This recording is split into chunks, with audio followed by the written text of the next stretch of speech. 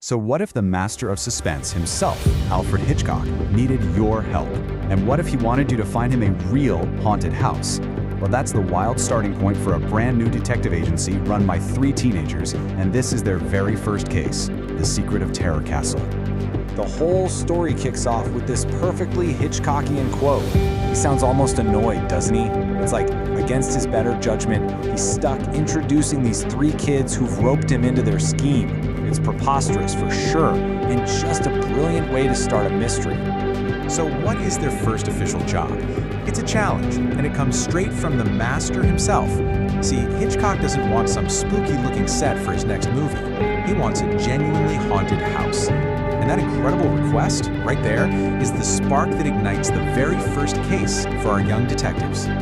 So who are these kids? Who's bold enough to take on a challenge from a Hollywood legend? Well, they call themselves the 3 Investigators, and it's about time we met the team. Every great team needs balance, and this trio is perfectly cast.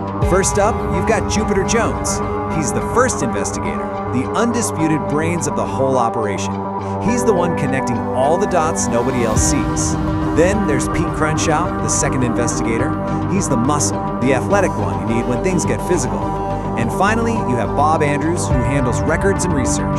He's the scholar, the one who hits the books and digs up the history behind every mystery. And believe me, these aren't your average kids working out of a garage.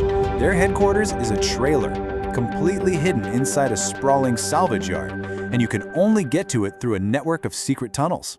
Their calling card? 3 simple question marks. But here's the real kicker. For their first month in business, they're cruising around in a gold-plated Rolls-Royce, complete with a chauffeur. Jupiter won it in a contest. Yeah, not a bad way to launch an agency, right? All right, so they've got the team, they've got the sweet ride, and now they have their target. Bob heads straight for the library. What he finds is the dark, twisted history of a place known simply as Terror Castle. The whole legend of this castle comes from the really tragic story of its owner, a guy named Stephen Terrill.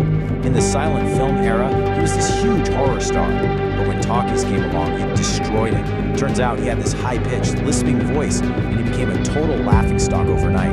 Humiliated, he just hid himself away in his castle, and then vanished. All they found was his wrecked car by the ocean, and a chilling note promising his spirit would curse the place forever. And it really seems like that curse stuck. Over the years, the castle has built up this terrifying reputation. People talk about seeing a ghostly blue phantom playing a busted old organ, hearing all sorts of weird noises, and feeling this thing they call a fog of fear. A family that tried to live there, they just disappeared. And sometimes, a strange gurgling scream echoes up from the canyon. It's the perfect place for a Hitchcock movie, and a truly terrible place for anyone else. So, armed with all this chilling info, Jupiter and Pete decide they have to see the place for themselves. Under the cover of darkness, they sneak in for their first look around Terror Castle. And what they feel inside, it's not just a quick jump scare. It's like this calculated attack on their nerves that builds in 3 stages. First, it's just this vague uneasiness, you know? That feeling that something is just wrong. Then that ramps up to extreme nervousness, with icy drafts and shadows moving in the corner of your eye. And finally, it all just explodes into pure, primal terror, an unstoppable urge to run for your life. And that is exactly what they do. Totally shaken, they get back to their headquarters to figure out what just happened. But the horror follows them. Their secret telephone line, a number nobody is supposed to have, starts ringing. And on the other end is this strange, gargled voice that struggles out just 2 words before the line goes dead. This, of course, raises a pretty chilling question.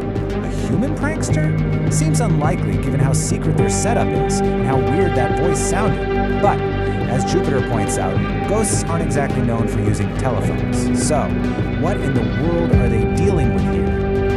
That warning doesn't scare them off, though. If anything, it just proves they're on the right track.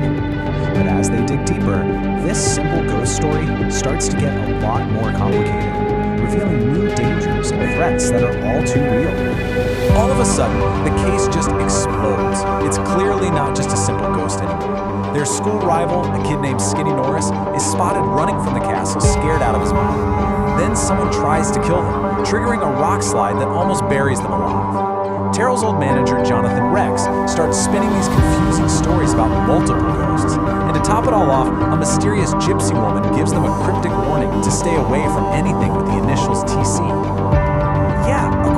Jonathan Breck's guy, the haunting might not even be from Stephen Terrill at all. He suggests other, even darker possibilities.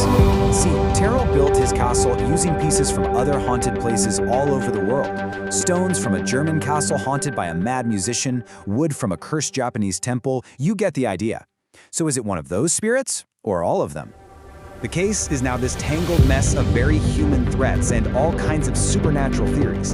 And just when they need Jupiter's brain the most, the whole investigation comes to a screeching halt. One, as in their first investigator. The brains of the entire operation is suddenly and completely out of commission. And it wasn't some ghostly attack or a villain's trap that took him out. Nope, it was a simple freak accident.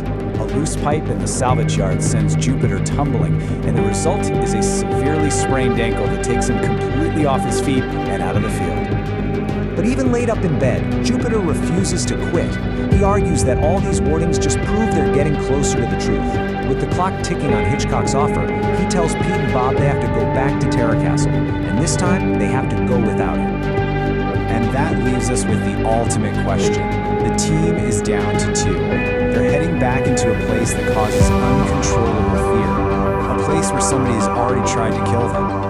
Can Pete and Bob actually solve this thing on their own, or are they about to become the next victims of Terra Castle?